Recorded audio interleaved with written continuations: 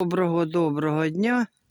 Сьогодні у нас, звісно, 4 вечора чи 4 дня, які в нас сугроби, сніжок, який йде, як і везде, як і в Україні, як і в нас на горі, який сніг йде. Сугроби, які, машини стоять.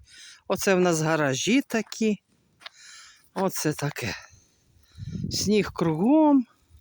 І у нас сніг. Вийшли прогулятися. Що там таке подивитися. От. Теж покажу, який сніг у нас іде. Які сугроби понавалило.